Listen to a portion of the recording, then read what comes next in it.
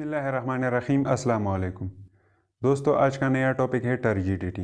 आज के लेक्चर में हम टर्जिडिटी के बारे में पढ़ेंगे। तो आइए सबसे पहले टर्जिडिटी को डायग्राम के ज़रिए समझने की कोशिश करते हैं। तो एग्ज़ाम्पल के तौर पे यहाँ पे हमने ले लिया है एक बीकर। ये क्या है? एक बीकर। और इस बीकर के अंदर सबसे पहले हमने क्या कर दिया है? एक सॉल्यूशन डाल दिया है। यहाँ पे आप पानी भी डाल सकते हैं, या तो आप वाटर डाल दीजिए, या इसके अंदर एक सॉल्यूशन डाल दीजिए जो कि हो डाइल्यूट सॉल्यूशन। डाइल्यूट सॉल्यूशन, या इस डाइल्यूट सॉल्यूशन को हम हाइपोटोनिक सॉल्यूशन भी कह सकते हैं। Hypotonic solution. हाइपोटोनिक या डाइल्यूट सॉल्यूशन किस तरह सॉल्यूशन होता है? ऐसा सॉल्यूशन जिसमें सॉल्यूट की मकदार कम हो, ऐसे सॉल्यूशन को डाइल्यूट सॉल्यूशन या हाइपोटोनिक सॉल्यूशन कहा जाता है। अच्छा, तो ये क्या है? एक बीकर है और बीकर में हमने क्या कर दिया है? डाइल्यूट सॉल्यूशन या हाइपोटोनिक सॉल्यूशन डाल दिया। नेक्स्ट हमने क्या कर दिया? इसके अंदर हमने डाल दिया एक प्लांट सेल। ये क्या है? एक प्लांट सेल। और इस प्लांट सेल का आउटर मोस्ट कवरिंग क्या कहलाता है? जो यहाँ पे हमने क्या ग्रीन कलर से रिप्रेजेंट कर दिया है, इसको कहा जाता है सेल वॉल। ये क्या है? Cell wall. और सेल वॉल के नीचे एक और मेम्ब्रेन या कवरिंग मौजूद है जो कि हमने ब्लैक कलर से रिप्रेजेंट कर दिया है। ये क्या है? ये है इस सेल का सेल मेम्ब्रेन। और इसके अलावा दरमियान में यह सेल स्ट्रक्चर क्या कहलाता है? इसको वैक्यूल कहा जाता है। और ये ऊपर वाला ये क्या है? ये सेल कंटेंट है या सेल ऑर्गेनेल। ये क्या है? माइटोकॉन्ड्रिया। ये क्या है? क्लोरोप्लास्ट। और इसके साथ साथ ये न्यूक्लियस और इसके अलावा और भी साइटोप्लाज्मिक ऑर्गेनेल इसके अंदर मौजूद होते हैं। तो इस सेल का अंदरूनी एनवायरनमेंट जो है, या इसके अंदर जो सॉल्यूशन मौजूद हैं, ये क्या है? ये है हाइपरटोनिक।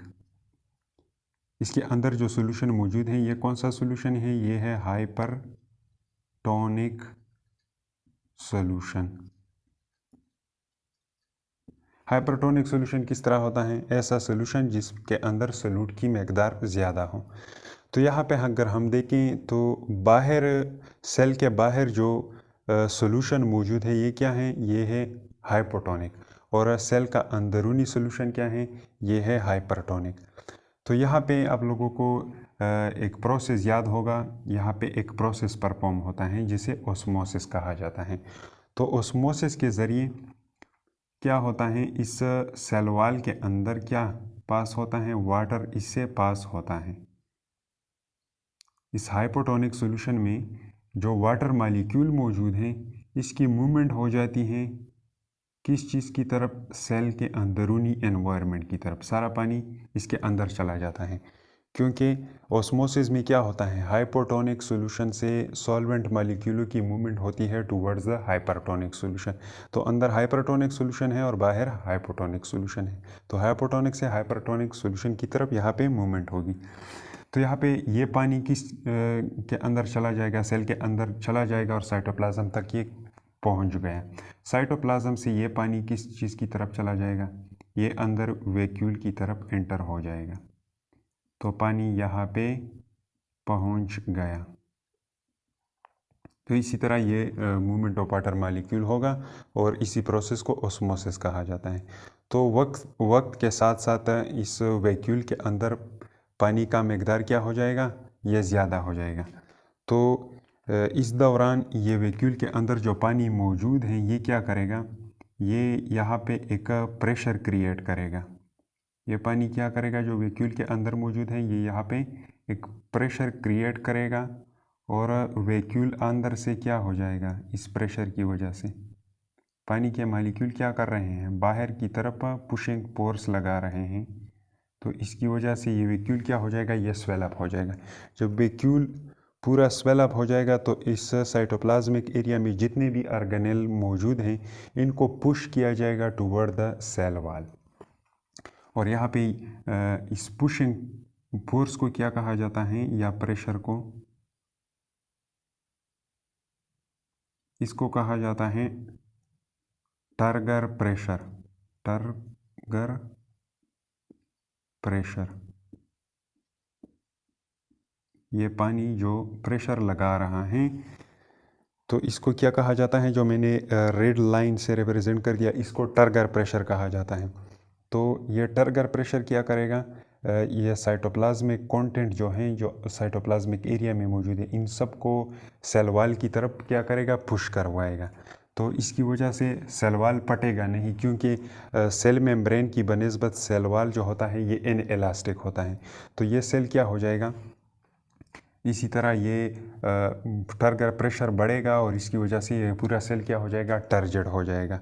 और इस सेल को हम क्या कहेंगे, टर्जिड सेल, और इस पूरे फेनोमेना को हम क्या कहेंगे, टर्जिडिटी। तो आइए अब इन चीज़ों को क्या करते हैं, रिवाइज करते हैं। टर्जिडिटी, सबसे पहले definition, when a cell absorb water, जब सेल क्या करे, पानी को एब्जॉर्ब कर ले, एंड बिकम स्वेल, ये क्या हो जाता है, स्वेल अप हो जाता है, फूल जाता है, इज कॉल्ड टर्जिड सेल, फिर इस सेल को टर्जिड सेल कहा जाता है, and this phenomena is called turgidity, और इस पूरे प्रोसेस को टर्जिडिटी कहा जाता है। नेक्स्ट वन क्या है, मैकेनिज्म। अब ये सेल किस तरह टर्जिड होता है, when we place the plant cell, जब हम प्लांट सेल रखते हैं इन वाटर, या तो पानी में, और डाइल्यूट सोल्यूशन, या डाइल्यूट सोल्यूशन में, जिसको हमने हाइपोटोनिक सोल्यूशन का नाम भी दिया है। The plant cell absorb water, तो यहाँ पे प्लांट सेल क्या करता है, पानी को जज़ब कर लेता है बाय ऑस्मोसिस, ऑस्मोसिस के ज़रिए, and store it in vacuole, और ये पानी पे कहाँ पे स्टोर किया जाता है, वैक्यूल के अंदर। वैक्यूल स्वेल, वैक्यूल क्या हो जाता है, फूल जाता है, and push all cytoplasmic content toward the cell wall, और ये क्या करता है, सारे साइटोप्लाज्मिक कंटेंट जो हैं, चीज़ें, सेल ऑर्गेनेल वगैरह, इनको पुश कर देता है सेल वॉल की तरफ। And cell wall exert cytoplasm exert a pressure called turgor pressure, और ये साइटोप्लाज्म क्या करता है, एक प्रेशर डाल देता है जिसको टर्गर प्रेशर कहा जाता है, and this phenomena is called turgidity, और इस पूरे प्रोसेस को टर्जिडिटी कहा जाता है। यह टर्गर प्रेशर क्या है, the internal pressure exerted by the cytoplasm on the cell wall of the cell, ये अंदर से जो ये पूरा साइटोप्लाज्मिक एरिया जो प्रेशर लगाता है इस बाहर सेल वॉल के खिलाफ, इज कॉल्ड टर्गर प्रेशर, इसको टर्गर प्रेशर कहा जाता है। नेक्स्ट वन क्या है, इम्पोर्टेंस। अब इस टर्जिडिटी के फायदे क्या हैं, इट कीप प्लांट एरेक्ट, ये क्या करता है, प्लांट को इसी तरह सीधा रख देता है, and maintain shape of the plant, और प्लांट के शेप को ये बरकरार रखता है। अगर ये टर्जिडिटी फेनोमेना ना होता तो प्लांट क्या होता, हर वक्त इसी तरह मुरझाया हुआ होता।